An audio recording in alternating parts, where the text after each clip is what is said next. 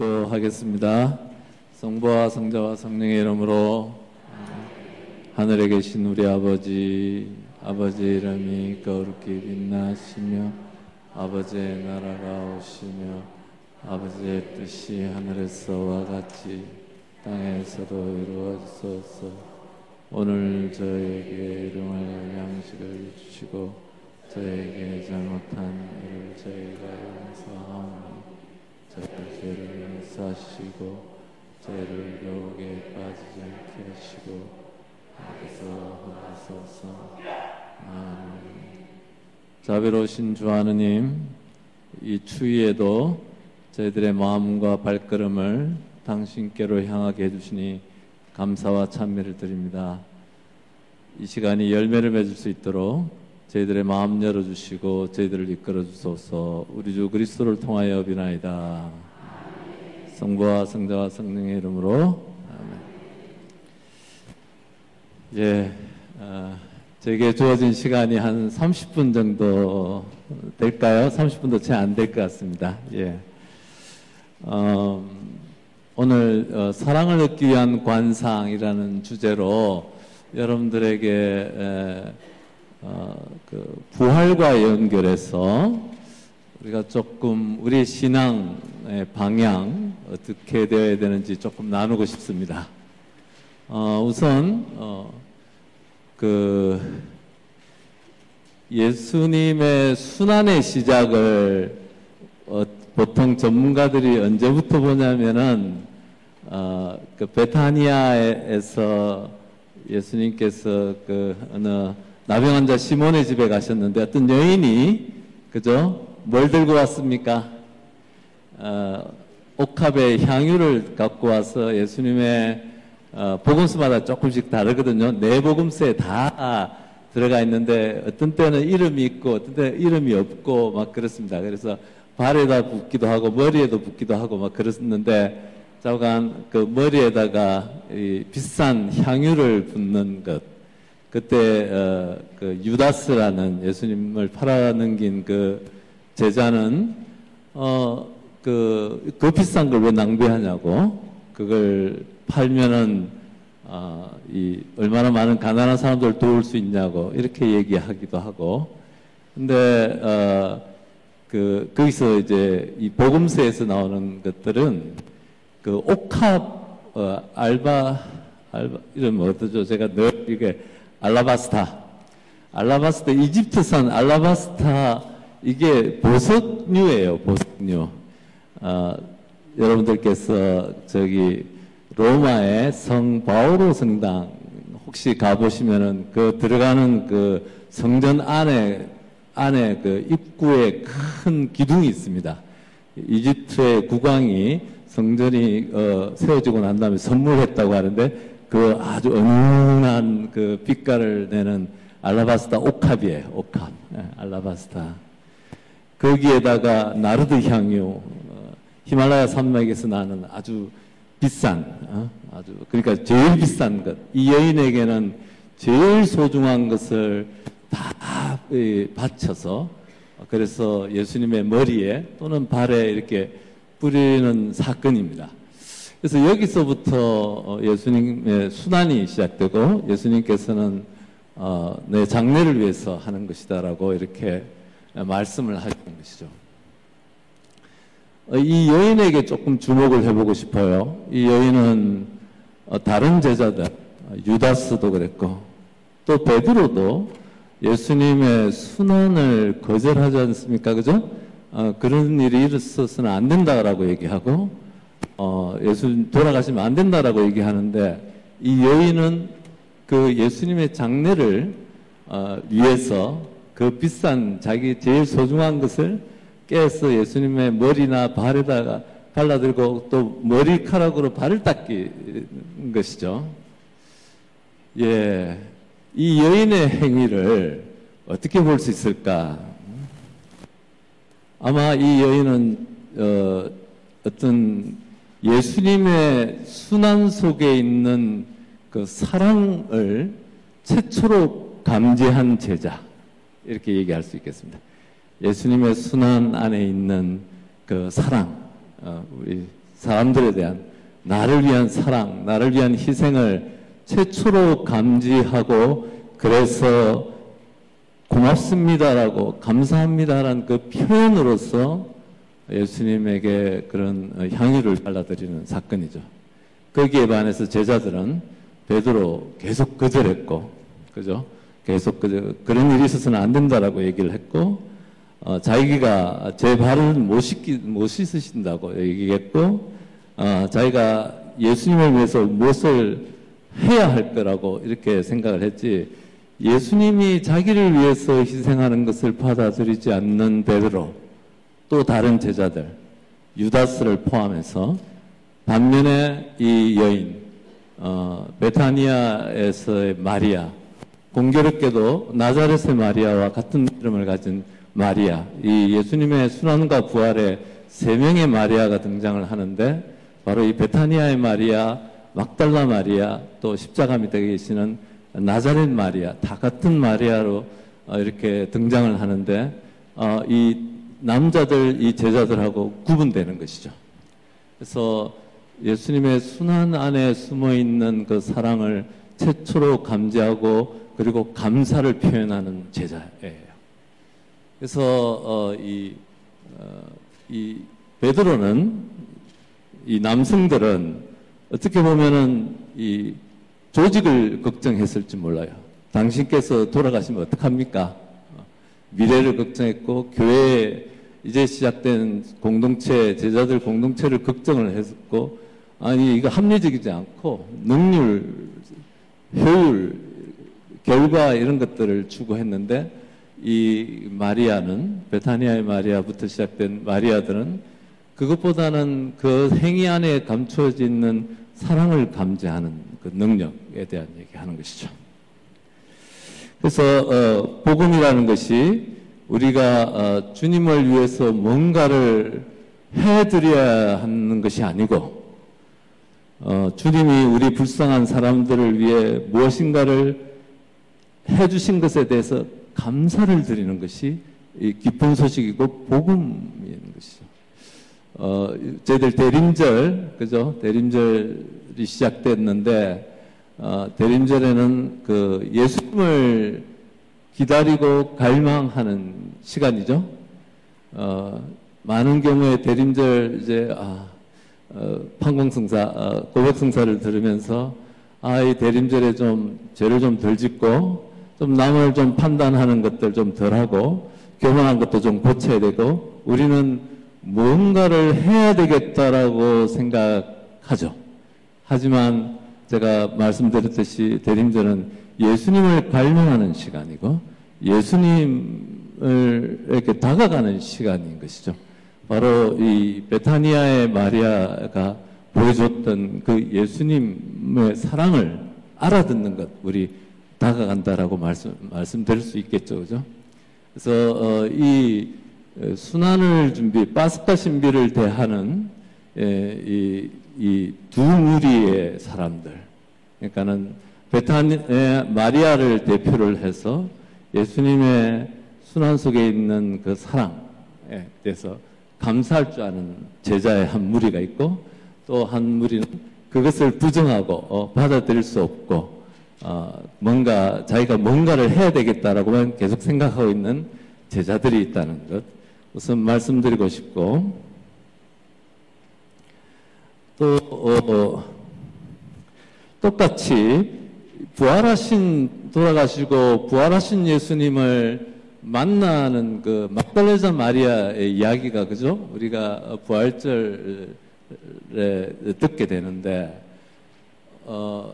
예수님에 대한 사랑을 갖고 있는 여인, 아주 감성적인 사랑을 갖고 있는 여인, 그러니까 제가 사랑을 얻기 위한 관상이라는 것을 지금 설명을 하고 있습니다. 그죠?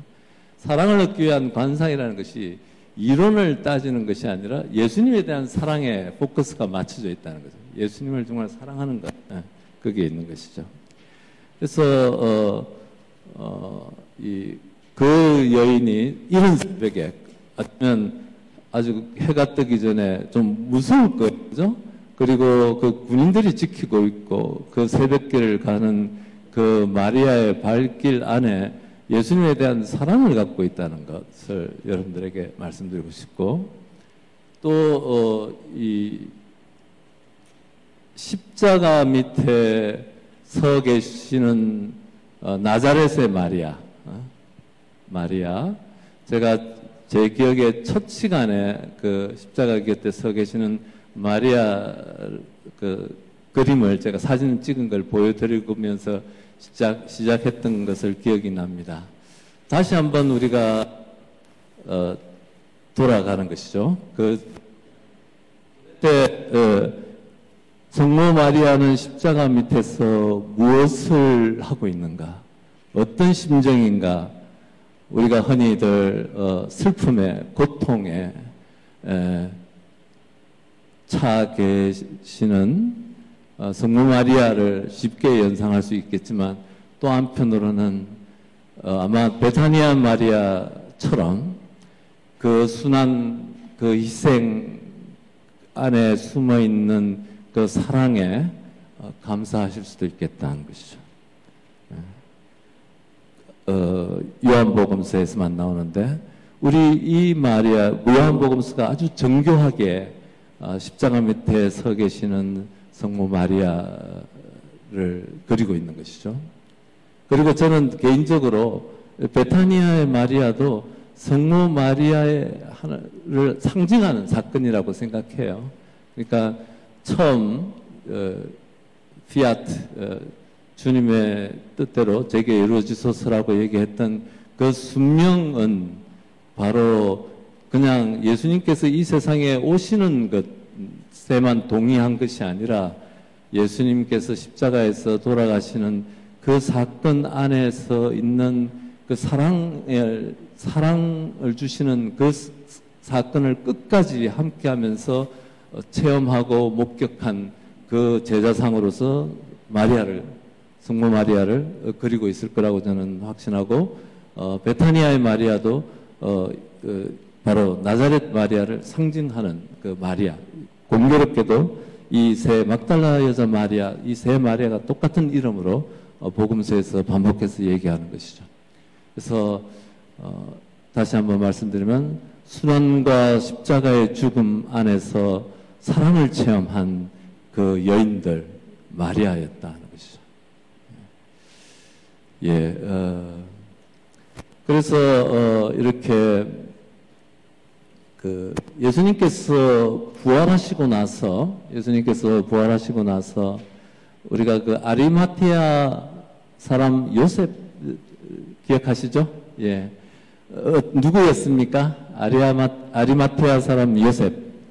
성경 요셉에 대해서 뭐라고 알려주죠? 부자였고, 그 다음에 그 의회 의원이었고, 그죠? 영향력 있는 사람이었습니다. 와가지고, 그러니까 힘이 있고 영향력이 있는 사람이에요. 그러니까 빌라도를 면담을 해서 예수님의 시신을 거두어 가겠다라고 그렇게 얘기했던 아리마테아 사람 요셉.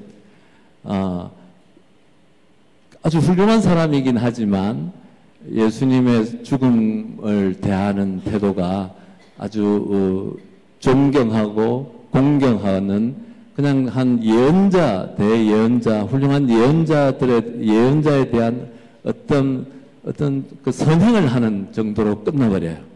그죠? 아리마테아 사람 요셉은 어떻게 그렇게 대하는, 예수님의 죽음 뒤에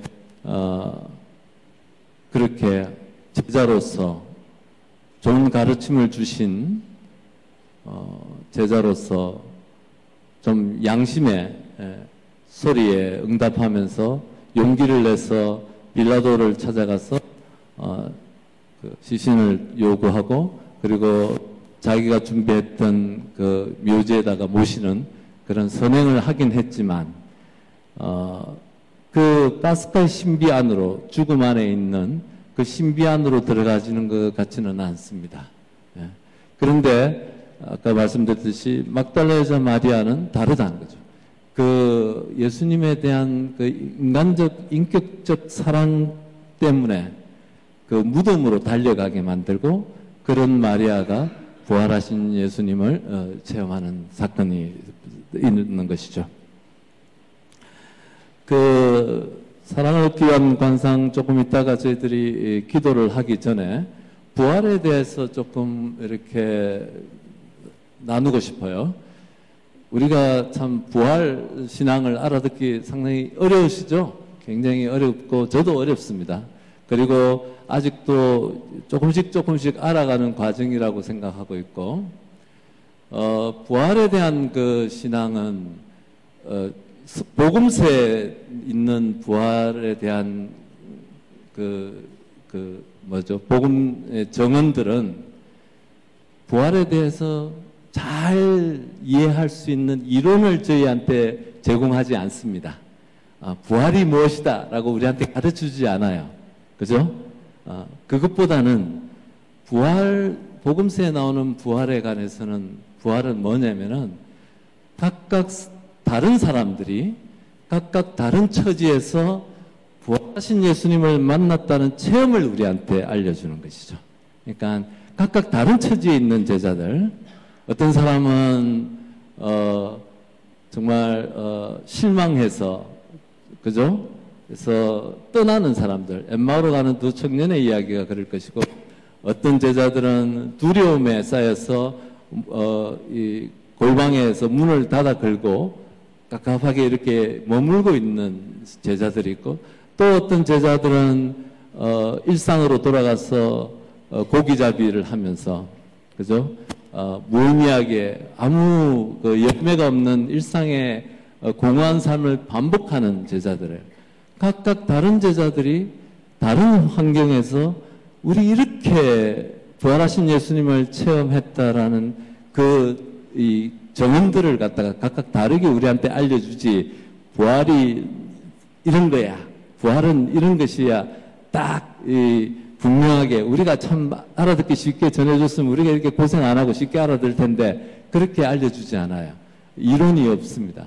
각각 다른 처지에서 다르게 체험했고, 어쩌면은 우리에게 초대하는 것이죠. 당신들도 여러분들의 삶의 각각의 처지에서 부활하신 예수님을 체험하도록 초대하는 복음이죠.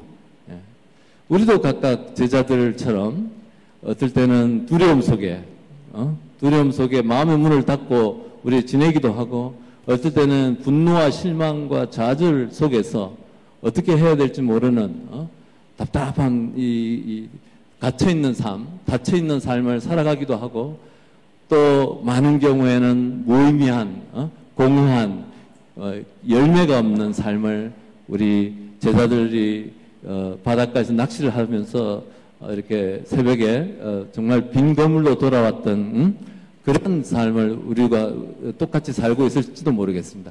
각각 다른 처지에서 다르게 예수님을 체험하도록 우리를 초대하는 것이고, 우리가 바로 이 부활하신 예수님을 체험하는 그 체험은 바로 제가 말씀드렸듯이 그 예수님의 사랑을 이렇게 알아듣는 것과 직결되어져 있다고 생각이 되어집니다.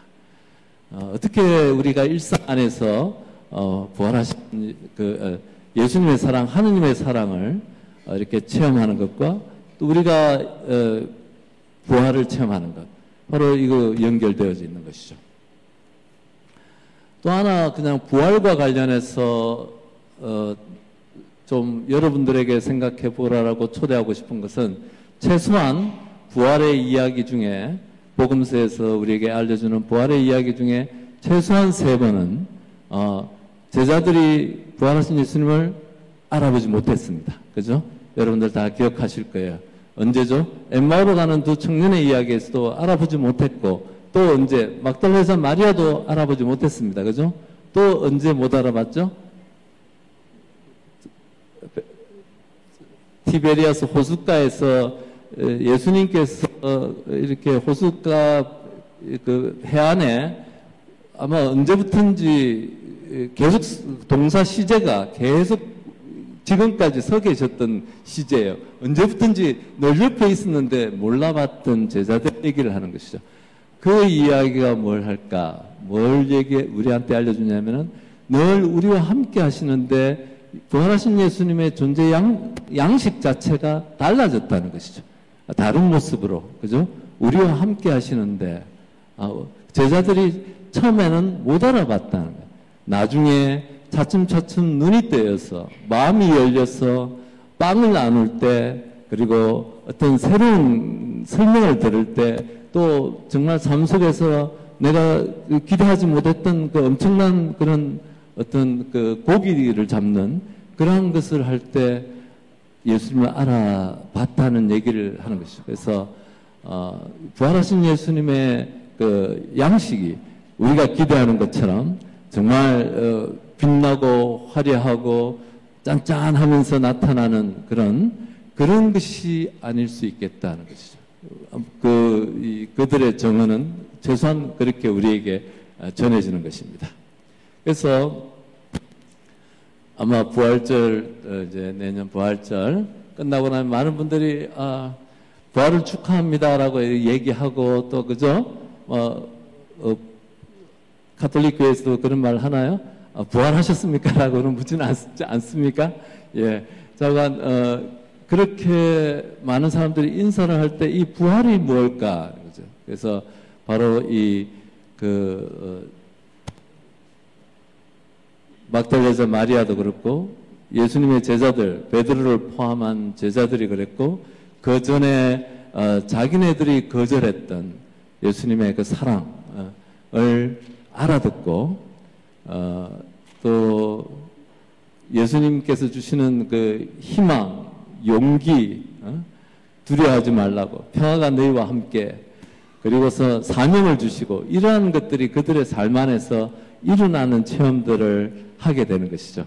이제 이런 모든 부활 체험들이 바로 그 전에 하셨던 예수님께서 제자들에게 주셨던 그 사랑을 베드로부터 시작을 해서 제자들, 또 그 여인들이 이렇게 깊이 체험하는 것과 연결되어져서 부활 체험이 일어난다는 것 말씀드리고 싶습니다. 예,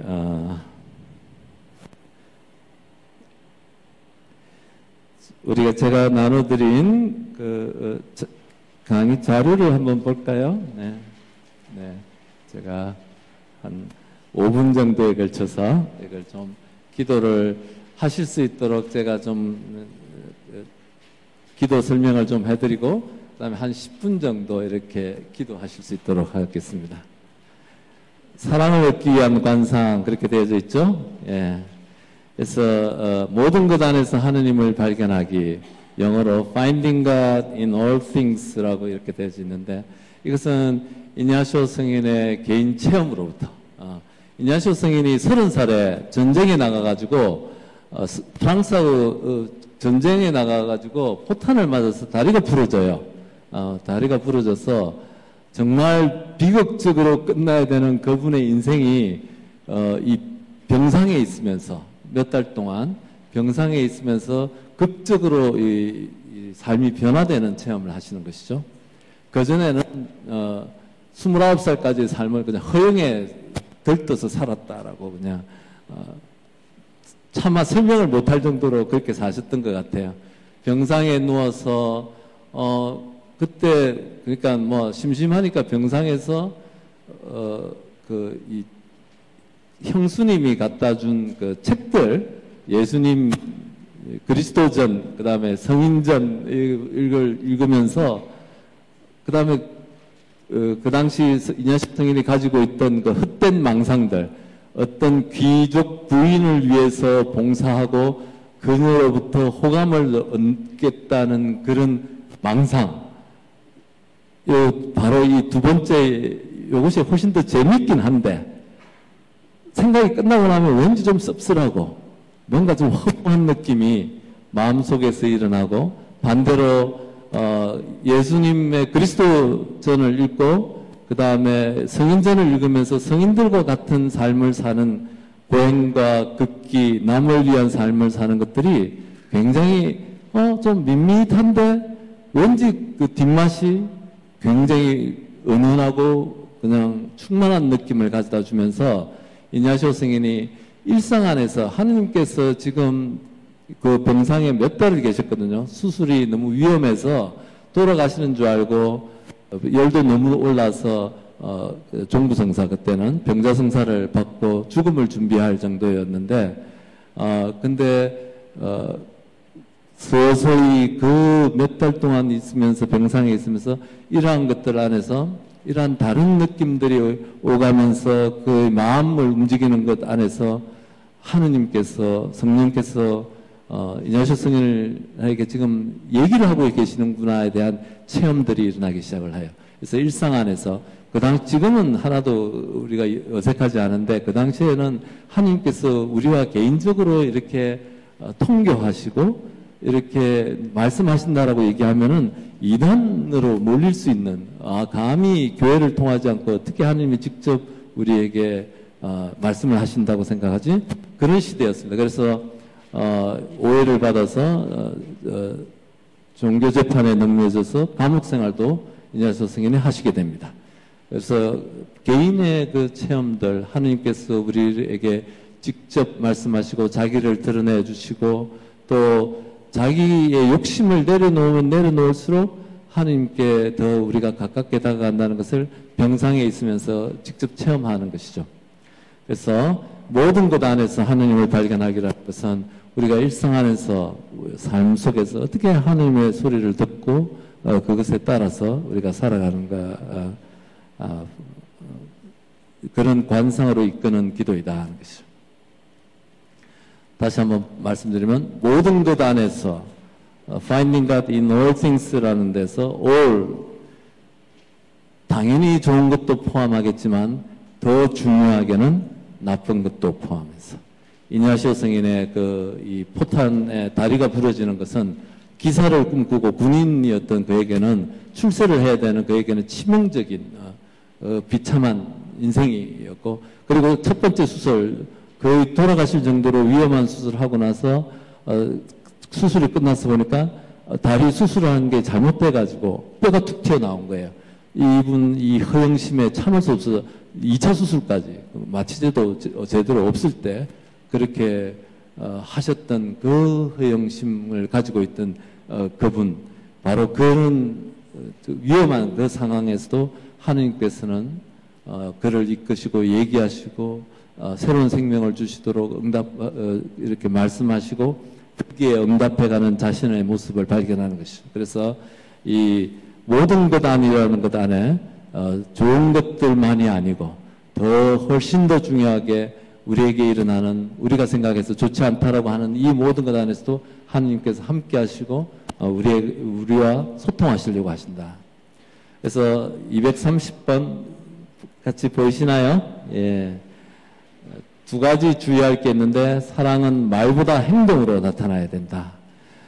내가 하느님을 사랑합니다라고 하고 내가 하느님 믿습니다라고 얘기하지만, 우리가 자칫 잘못하면 내 감정만 남아있는 거죠.